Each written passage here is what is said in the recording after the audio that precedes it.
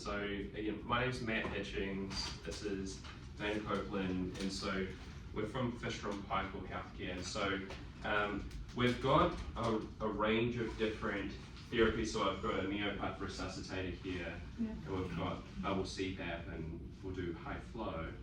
And anyone can come in. Oh yeah. Oh, good. Yeah.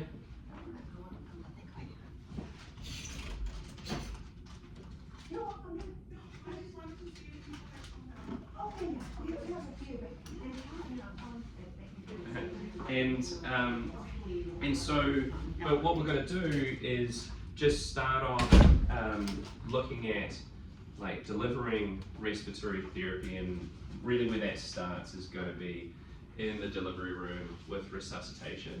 And some of these slides are slightly updated because the NRP guidelines have 9th edition has just been released, so it isn't quite updated to that.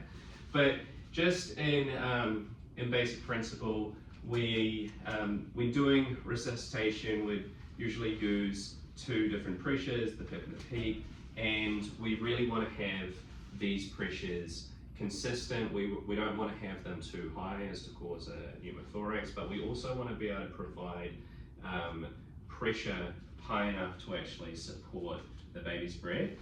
And so, so as I said, this is really the slide that's kind of a little bit outdated, but essentially we have our guidelines both for our preterm and our term, and so there are different methods of delivering IPPB, and so we've got self-inflating bags, flow-inflating bags, and T-piece resuscitators. I know you guys have the Neo-T, I think, or a good variant of it. Do you ever use self-inflating or flow-inflating bags at all? Still do use them quite a bit. Okay. Yeah, still working on getting the buy-in that the T-piece is easier and superior. Okay. Old habits die hard. Right, right. So it's just like a range depending on who the provider is. Sometimes, and things like that. yeah. Yep. So, and interestingly enough, the 9th edition now says that using a laryngeal mask is now, they're actually recommending it as a solution, like either face mask or laryngeal, like LMA, which is now kind of interesting because now a lot of providers and therapists and nurses are starting to think, well, we really need to kind of start using this more if it's going to be, it's kind of likely that it's going to become more and more in the forefront. There was just I was watching a talk by a doctor just recently kind of talking about that, like, don't just use it for the emergency situations, let's start using it as the kind of first frontline treatment. And so when we are delivering with a T-piece resuscitator, again, what we can do is deliver these really consistent breaths compared to when using a self-inflating bag. You may have that risk. You may have the risk of under-delivering pressure and then potentially also over-delivering. Okay. And so we have, and your system looks a little bit different. This is the Neopath, but it essentially is as fundamentals that it operates in that same way. So there are various, and I won't kind of labour on too much about this, but there's very varying guidelines, and again, some of these have been updated. There's a lot of research in the delivery room looking at what is the best way. Some of the studies in Australia, they're even looking at using bubble CPAP in the delivery room, which instead of delivering these 2 different breaths, just delivering a higher positive pressure, and they're seeing it in these studies, albeit they're kind of early stages, they are seeing some success in that. One of the it's not on the slides, but one of the risks of using face masks in resuscitation is the pressure of the mask itself can actually in some cases induce apneas. And so there's a recent study out of Australia called the Fondue trial, and what they did was instead of using a face mask, like this. So instead of that, what they did was they actually had bubble CPAP in the delivery room, and they, without connecting it up to a bonnet or anything like that, they were just holding and applying bubble CPAP at a single pressure, but a higher pressure. And they were finding that at least hypothesizing that they're not going to reduce those same apneas because they're not applying that pressure to the face. So there's just a lot of research in this area, and it's all developing quite a lot. So then moving on from resuscitation, then we get into the NICU, and so when we may be delivering positive pressure, that may be from bubble CPAP or PPV through a ventilator, and then we may also be providing high flow, which, and please, there's sandwiches here, please. Thank you. Thank you.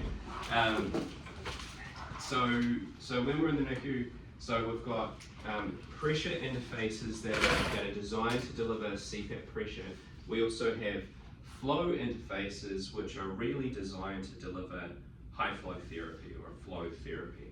And so with a pressure interface, this is the Fisher and Paykel pressure interface, but the Draeger mask that you use operates with respect to pressure and flow.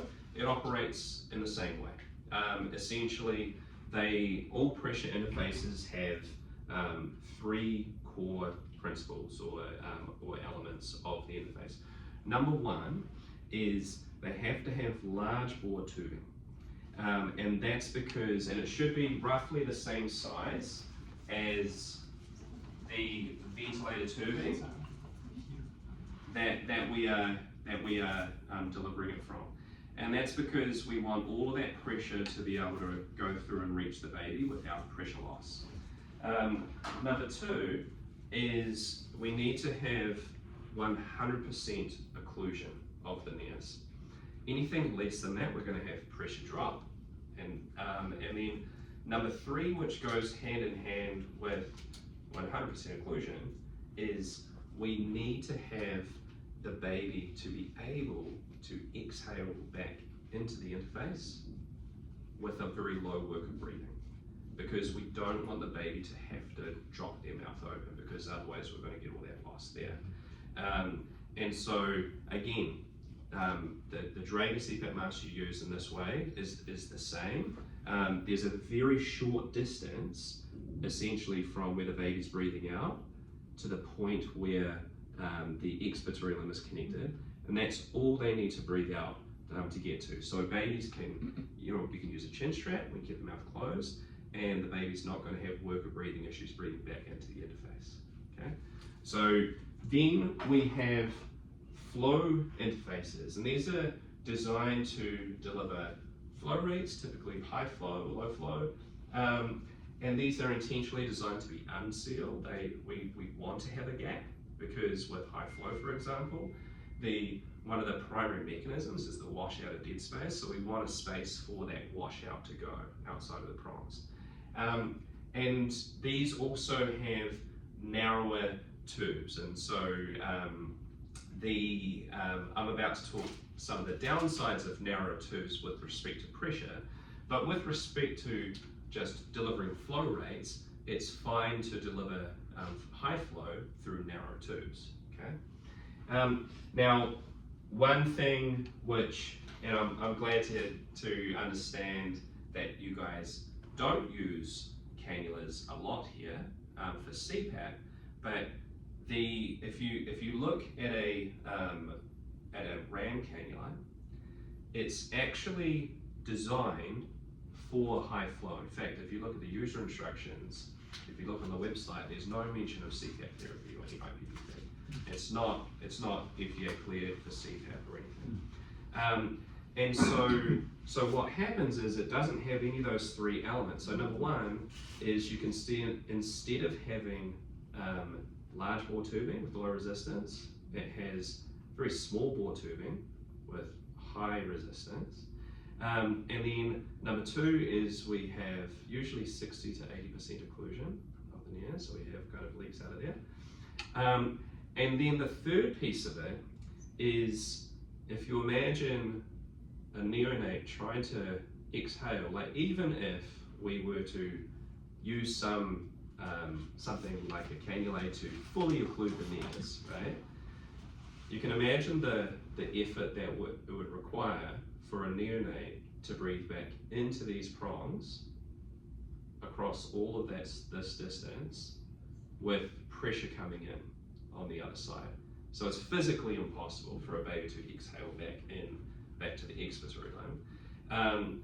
And the gaps around the prongs, 60 to 80%, that's a pretty small gap. And it takes quite a high work of breathing to breathe out against a small gap. So what very often happens is a baby will drop open their mouth when they're on a RAN cannula. And then we just get a lot of pressure loss there. So that's what we'll be able to demonstrate with this. Any questions so far? Do you want to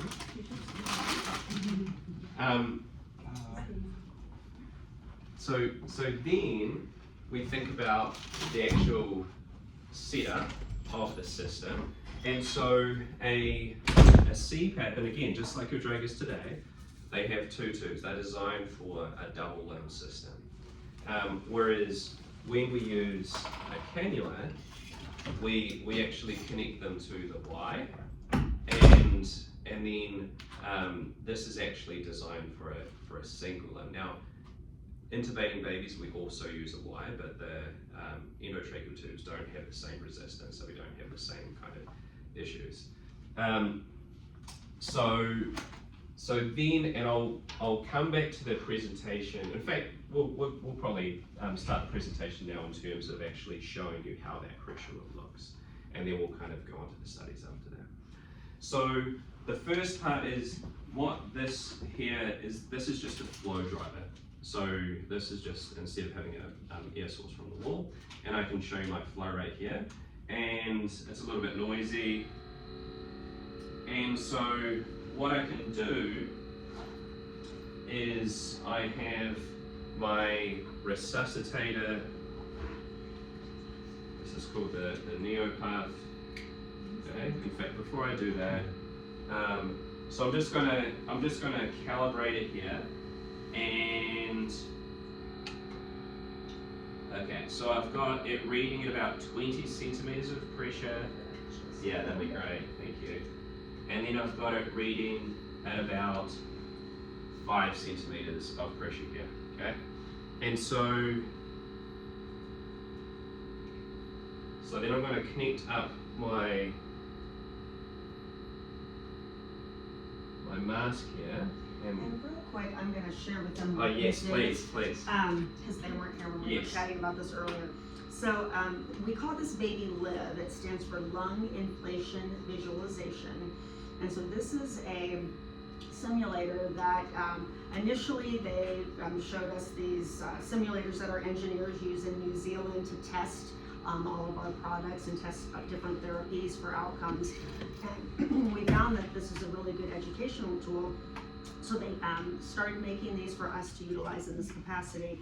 And it's a 750 grammars airway that was 3D printed here. And then we have a manometer that's plugged in. So when we see this readout, it's telling us the measurement of the pressures at this point here. And so, and then we just have it set up on Wi-Fi so that we don't all have to hover around this tiny screen. So it's just gonna shoot the pressures up there so you'll be able to see it. So, okay. So again, yep, might be slightly off, but so I'm just going to apply this resuscitation to the baby, and hopefully the screen's working. Yeah, great. Okay. So my it is slightly below 5 here, but that's okay. So you can see it's it's about 4.5, and then when I apply the breaths, it should go up pretty close to 20. And so that's what we get out of our TP's resuscitated. And so we just want to have those really nice consistent breaths. Sometimes what we do is, sometimes if someone thinks they're really good at a self-inflating bag, we'll get and then, so we won't show you the screen until the end, and then you see. But I mean, although you know, a real baby is going to be slightly different. There's going to be some complaints, but still, it's pretty hard to match the consistency of the And the other point too with this is it's nice to show that you, with controlling your eye time, you can give a nice long sustained breath and really open up that airway. And then when you see it with a bag, it just has this spike of air, and it's just, you know, just puffing it into that lung, which isn't giving us that expansion, and also can, and again at higher pressures can cause damage. So to your point, some of the people that you know, are kind of tied to that, and that's just the way they've always done it. Sometimes seeing this and utilizing this is very helpful, so I'm more than happy to come in anytime, you know, think that's a point of discussion. And so then the question is, so we're resuscitating, and sometimes at some hospitals they won't leave them on the resuscitation mask. They'll switch them over to like a RAM cannula for transport. Does that happen here at all? We use RAM cannula for transport, and then they get okay, and then we put them on the mask. Okay. So then the question is, what happens to the delivery of pressure when we use a RAM cannula instead? Okay. So here's my RAM cannula, and so with so I mentioned the resistance and the tubes. If we can. So when I connect the RAM cannula, you can see the pressure rise a little bit because there's some resistance there. Now, just something that if you look inside a cannula, I know this might be a little bit hard to see, but essentially there's a wall, and then there's two little hoses, two little holes for the gas to go through. So if you imagine a river of flowing water, okay, and if you imagine that we put a big wall in the middle of the river, and then we put two little garden hoses like poked through, do you think that all of that flow would squeeze into the garden hoses, or you get some backsplash? Okay, and so that's what we see when we actually use a RAM, whether it's on a resuscitator, a ventilator, or bubble CPAP. And so essentially the pressure's coming through here. Some of it's going through here, but some of it is getting that backsplash, and it's going straight out here. Okay? So because of that, I need to now recalibrate my resuscitator when I've connected my RAM. So I'm going to try to do that, but to be honest, they often can't. When I try to increase it, and I kind of need to jam up my flow rates. Let's see if we can get it. So now I've got 20, it's reading 20 and 5, and hopefully I don't blow up my motor. But I've got 20 over 5, and this is awful. And 20 over 5 that's shown on the device. And so then the question is, if I've got 20 over 5 on my pressure sensor and the same thing happens on a ventilator, the question is, does the baby receive 20 over 5? Okay? And so if I apply my breaths, Chin strap. yeah. So in fact it's gone higher than that, so let me turn it down. So 20 over 5. Okay. So when it's showing 20 on the NeoPuff, it's actually showing 10. And when it's showing 5, it's showing 2.5. Okay? But as I said before, it's very difficult for a baby to actually keep their mouth closed on a RAM cannula. So this is actually not the pressure we deliver, it's actually this. So instead of 20, we see 2.2, and instead of 5, we see 0.5. So we're usually losing 90%. So you start off with 20, you go down to 2, 5 down to 0.5. And so if you imagine in the context of delivering pressure and resuscitation, like we're doing a really good job of getting these nice consistent pressures in the delivery room, and we're recruiting the lungs, but then we have this risk during transport if we're using the cannula of de-recruiting because we're not sustaining that pressure. But the downside is it's harder to hold this on during transport. It's less convenient. Okay, but ultimately, if you use your cannula, then you're just not delivering the pressure that your device is telling you it is. Okay. All right. So then, if we transfer down to the NICU, and now we're going to put our baby onto pressure, onto, let's say, with bubble CPAP. Thank you. Okay. So I'm just going to kind of put this to the side here. Okay, so I have a bubble CPAP set up. And it's at 5 centimeters of pressure. I'm going to do 8 liters of flow. Oh, I've got 6. Okay, thank you.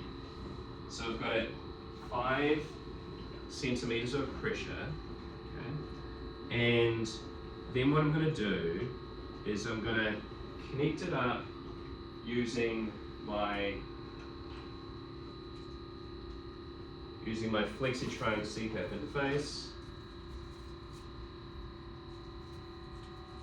And again, this pressure demonstration, if I was using your Draeger, it would work the same way with regards to pressure. Okay. So when I connect, so I've set this to 5 centimeters, and you can see I've got it approximately at 5 centimeters, and those oscillations that you can see are as a result of the bubble. And so, I cleared it, but that's okay. So, and you can see my test line jumping about because of those oscillations, right? And that's what we want to see. We want to see, when using bubble CPAP, these nice big oscillations, okay? And so that's going to help promote the flexibility of the lungs, can help with mucociliary clearance, and we want to see those nice big oscillations. All right, so then what I'm going to do is I'm going to capture that data, okay? And then just to show you, if the baby were to open their mouth, we're going to go down again to about 0.5-ish, and you can see those oscillations go away. Right. So it's very important that we keep the mouth closed. Okay. So then, I always think of like, oh, when I lost my seal, I won't hear the bubbling. Right. There clearly you lost your seal, and the thing was still It's like still bubbling bubbling. through. right. Yeah. So let's talk about that. So you can see right now, I obviously have a big leak, right? And I have no bubbling occurring. If I occlude, I get my bubbles, and so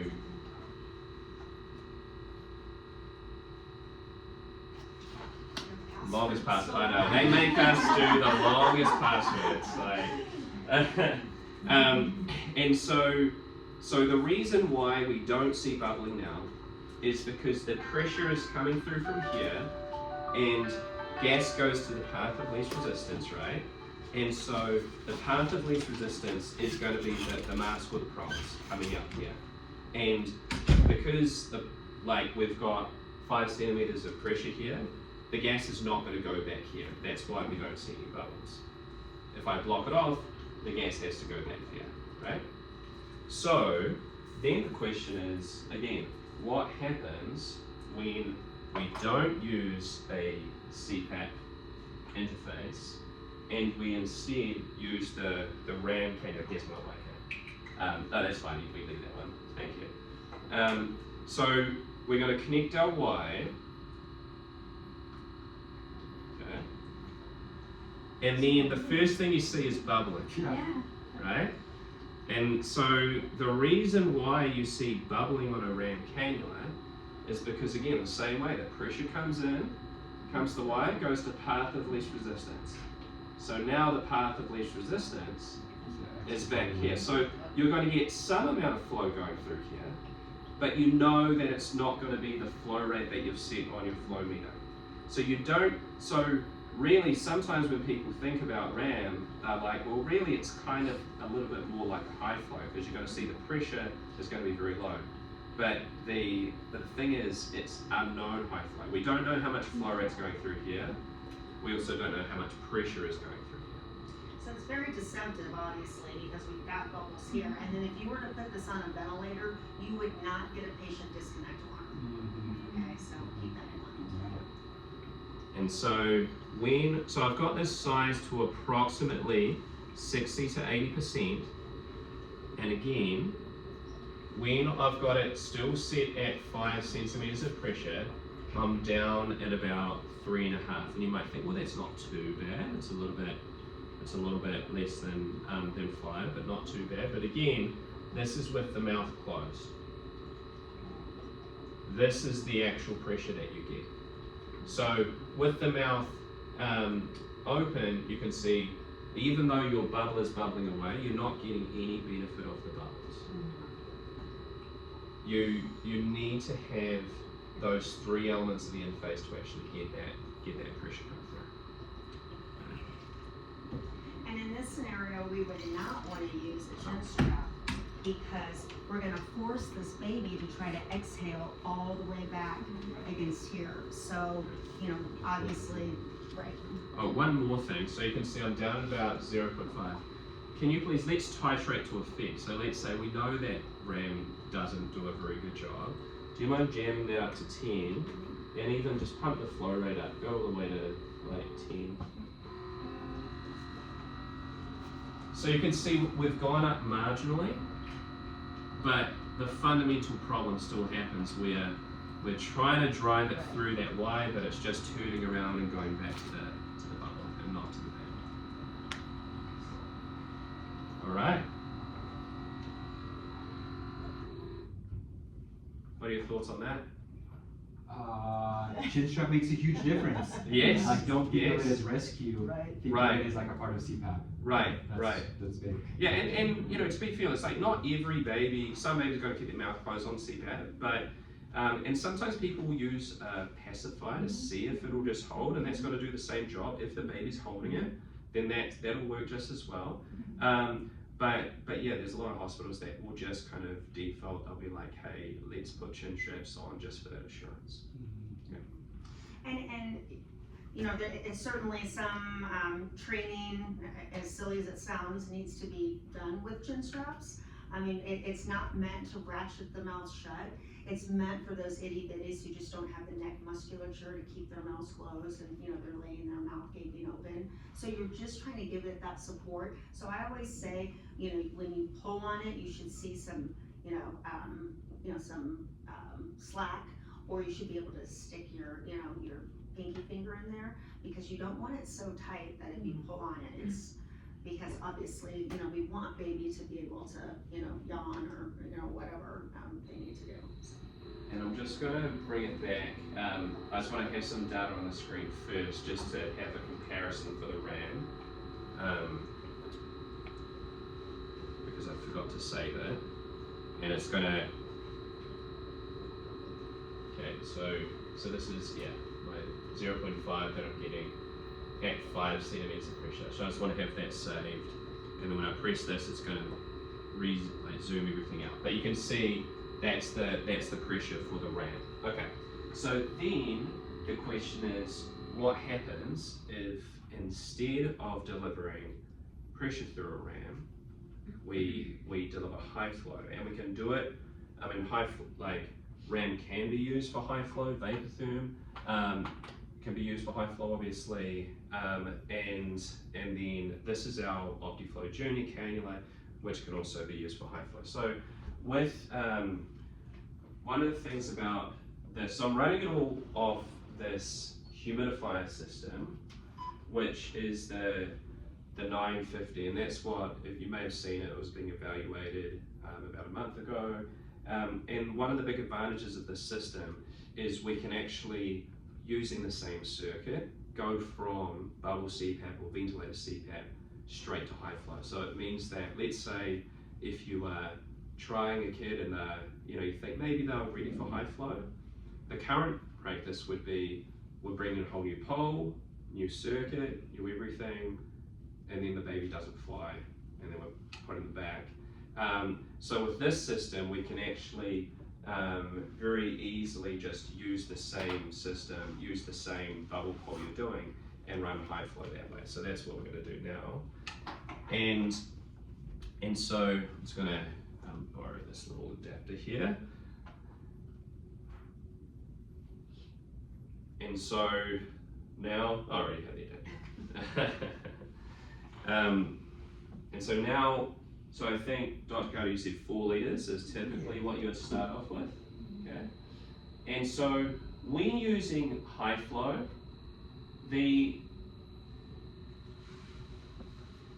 what we want to do is, instead of going to 60 to 80%, we really want to size this at about, to have a clear gap around the proms. Sometimes that'll average, something closer to 50%. It doesn't have to be 50%. You just want to have a clear gap. And so the reason why you want that is because you want that dead space washout to freely flow. You don't want to have it restricted. You want to have the baby to be able to easily keep their mouth closed to kind of breathe in and out around the proms. And so I'm going to show it just with the mouth closed here. Okay. So at 4 liters per minute of flow, okay, you'll see that it's showing about 1.5 centimeters of pressure. Now, is that higher or lower than what you're delivering with RAM? It's higher than RAM. It's higher than RAM, right? When you're delivering it at 4. And so there was a Cochrane review by Wilkinson and colleagues, I think it was 2016.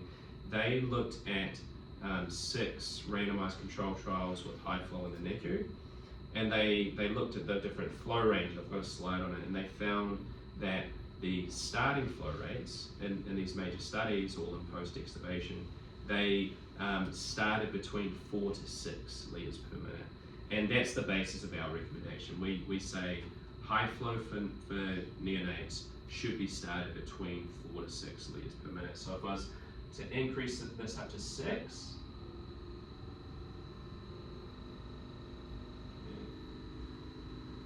so you can see that pressure has gone up to about 3.7, okay? And if you think about the mechanisms of high flow, so you can see it's delivering some pressure, you can also see it's washing out dead space. When we use high flows at higher flow rates, we will typically get better results, rather than starting at lower flow rates where you don't get that same support. And so, especially if you think of some of the larger babies that are, don't handle the CPAP mask as well, high flow can be used as an alternative, and there are studies that compare head-to-head CPAP versus high flow, and they've looked at the non-inferiority, the point at which there's non-inferiority, and typically, and this is going to sound low, but typically it's if you're using high enough flow rates post-extubation, it's actually at the 28-week mark.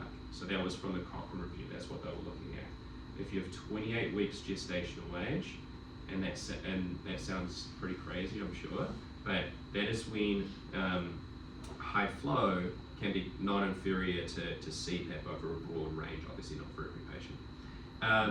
Now, but if you think about high flow in regard to being quite an analogy to a RAM cannula, and if you think about the fact that we're telling you how much the pressure is lost with the RAM, but you might think, well, I've treated some patients on RAM cannula and not all of them fail, so what's going on?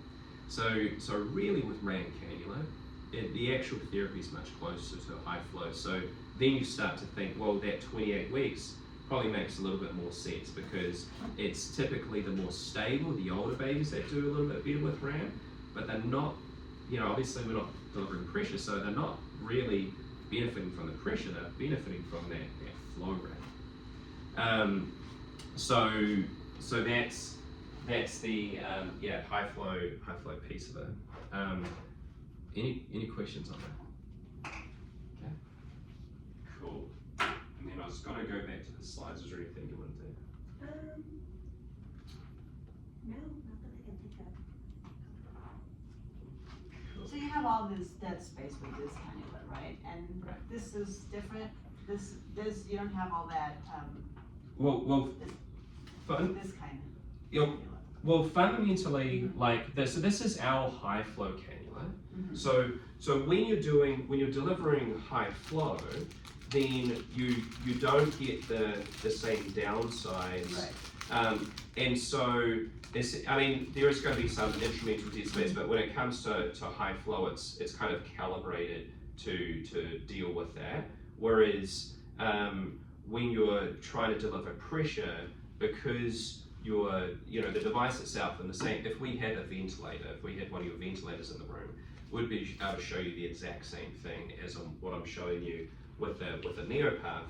That it's reading one thing, it's showing something else. Yeah, I was thinking in regards to like CO2 retention with all that dead space and that different. Yeah.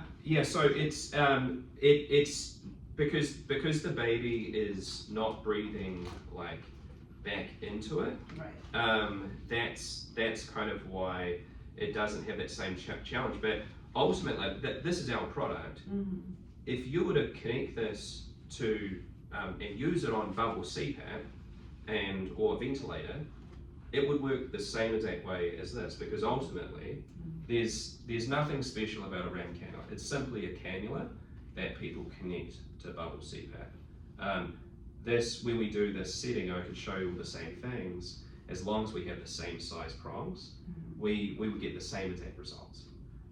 So even though this is our product, I'm still saying don't use this on pressure. Like use an actual pressure interface on pressure. Yeah. And we made one like this forever, and so and the reason it got reborn into a much different device is because we found that babies, especially these larger babies, can handle over a flow of 8, and on traditional cannulas they're limited in that capacity. So we had to find something that, how can we deliver these higher flows and reduce rain out and condensation. And so that's why this is completely designed differently. So it allows, rain out to, any condensation. And then the other piece, it's quite brilliant, is this has a divider in between. So when that flow is coming together, it doesn't collide and it doesn't have that turbulence, and so it doesn't cool down. And so, so it's much more comfortable to tolerate even on adult, you can put one on and it's much easier to tolerate higher flows. And then if baby needs nair care, you can take one out and they're still receiving flow in the other nair. And so, it's just, and they put something in here for prong retention. It's much more flexible, and so if you have facial movement or positioning, we have babies still receiving therapy. So it was time to reinvent this, so that we could much more effectively provide those higher flows. And just the other thing as well is that these cannulas, as well as just being able to work with the same system, they actually have integrated duoderm cheek pads, so you don't need to do any taping. And then the other thing is the Velcro removable. So if you had a baby on high flow and you wanted to give them a little rest from therapy, these pads can stay on the face, and we can take these on and off. There's also, we've got a version as well that can actually hold an NG tube in place.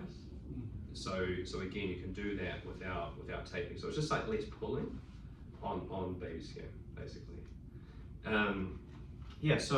So with the pressures used in the Cochrane review when they were comparing, so the top ones are from the Cochrane review, the bottom two were looking at primary support. But so you can see that the pressures roughly range between 5 to 7 centimeters for most of the studies, which I assume is pretty in line with what you guys are doing here. And again, the flow rates used, the initial flow rates are the circles, and so 4 of the 6 studies were between 4 to 6 liters per minute. And you'll see some studies like the Collins study, and they were actually using initial flow rates of 8. So, and there are some NICUs in the US that are routinely using 6 to 8 liters per minute. But it's definitely, I would say, the average is lower than that. And part of that, I think the philosophy behind that is, if you think about it, you've got this baby that you've had them on a closed system. If you're giving them true CPAP, you've had them on a closed system, and they've tolerated a flow of 6 to 8 to generate, that pressure. And so they've already, so if you're taking them from CPAP and then you're taking them to nasal high flow, they've already demonstrated that they can tolerate the flow of 8. I mean, and sometimes I've had somebody say, yeah, that makes sense, because then when we, they were doing fine on CPAP, and then we transitioned them to nasal high flow, and we put them at a flow of 2, and they're retracting and they're pulling, and it's like, they're like, hey, wait a minute, I had all this beautiful flow, and where did it go? And so we've really just pulled the rug out from under them when we take them from that 8 to that 2. Yeah, so yeah, there have been studies looking at post-extubation support, and I would say definitely this is the majority of high flow use post-extubation, but also studies looking at primary respiratory support with the rescue CPAP available, obviously rescue CPAP available for post-extubation, and then also looking at high flow being able to be used for a alternative to prolonged use of CPAP as well, especially when thinking about those larger kids, and it was more difficult, more challenging to keep them on that interface. So this is just kind of a snapshot. I mean, the very clear evidence is 28 weeks and below, you need positive pressure, you need that full CPAP, but beyond that is where high flow can be used as well. But obviously, if we're trying to use high flow in this sort of range, this is where we're usually going to come into some of the challenges. So then the next part of this, and we kind of were briefly talking earlier about it, was just about the humidity piece. And so we're saying this for every neonate, we really do want to be delivering 37 degrees Celsius and 100% humidity. So that's 44 milligrams per litre. And that should be for any therapy. That should be for invasive babies, CPAP babies, and high flow. And the reason why is the premature lungs don't have or premature babies don't have the energy reserves required to compensate for dealing with delay cases.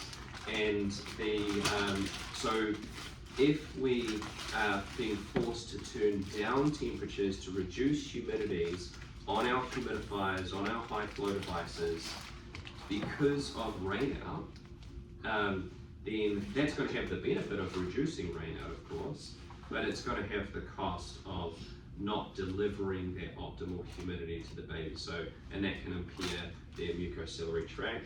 It can also increase their airway resistance, because now the baby's going to have more inflammation, and that can even, that increased resistance can also affect pressure delivery itself as well.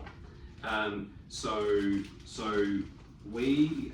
Fisher & Paykel, we've had the 850 humidifier, which you guys use, and is the most popular humidifier on the market.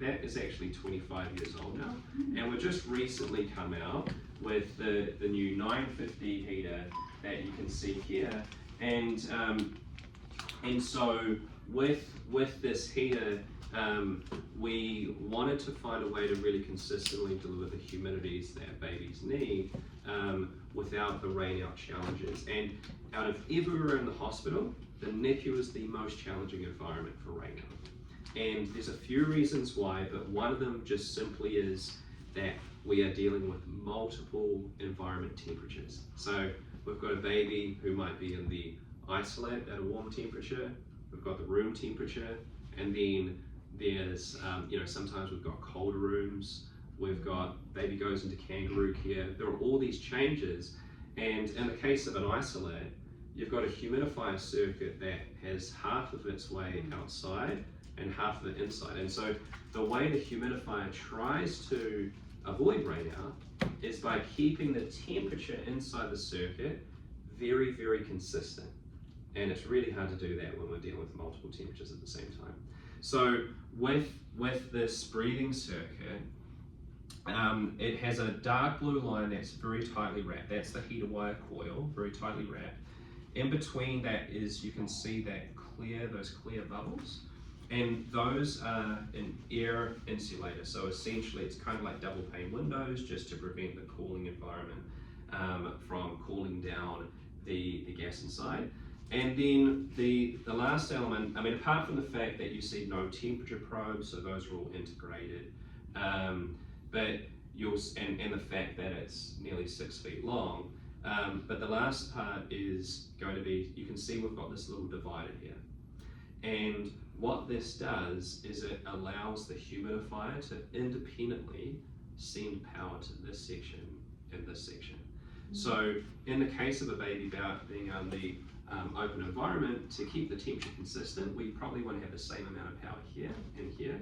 But when the baby is in the isolate, then to keep temperature consistent on the inside, we can have a higher amount of power here and a lower amount of power here. And it does all of that automatically. So it's got a sensor inside and it can automatically adjust to that. And so,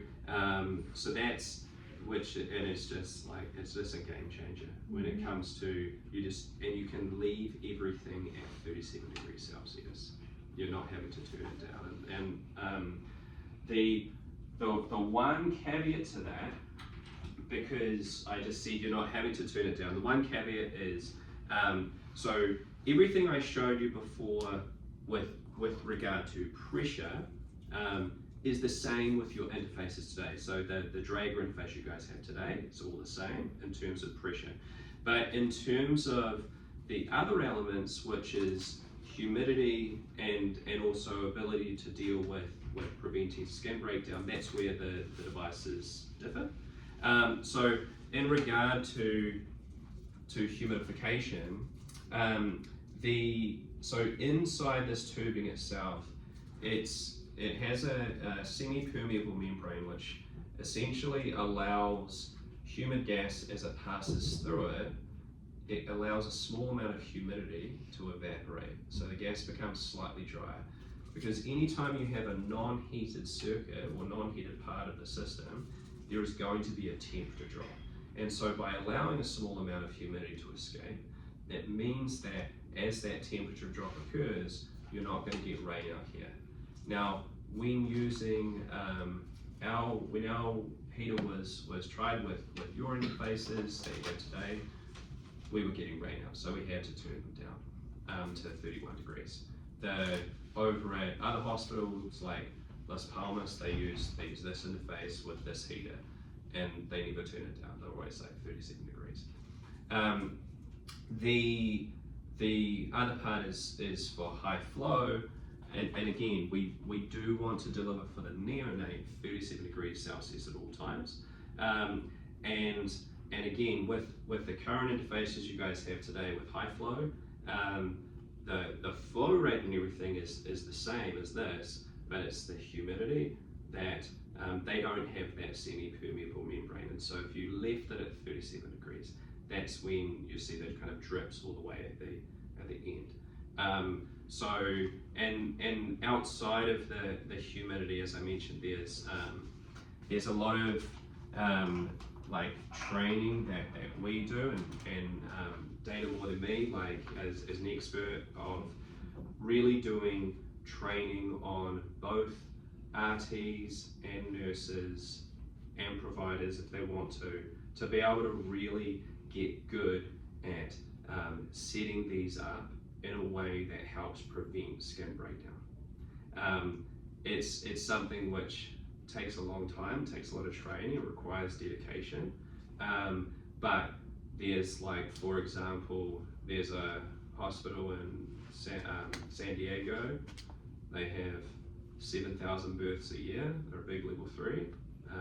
It's Sharpberry Birch, and they were disappointed this year because they had one happy. They had and they used this interface like 100% of the time with all their CPAP. But that takes a really long time to get to. That's not like, but that's what we can kind of assist with. To be able to help you guys deliver the actual pressure like you see, but in a way that helps prevent the skin breakdown that is associated with CPAP masks. So yeah, have you guys got any questions or of anything that we've covered? That heater is just for non-invasive, or does it go on a ventilator as well? Goes on a ventilator as well. Yeah. So when Dana and I were here, it was about a month ago, was it? Yeah, month or two ago. So it was being used on invasive babies, and when it wasn't invasive, it was at 37 degrees Celsius. So there was no issue there. It was just when being put on non-invasive with the mask that you guys use today. So that was down at 31 degrees. And this heater as well, although it wasn't evaluated here on high flow, so this is what they use at Las Palmas, and they were wheeling in the high flow bit. Now they're just using this same heater and then converting the babies onto high flow without wheeling in a separate device. And so they're finding really good success with that.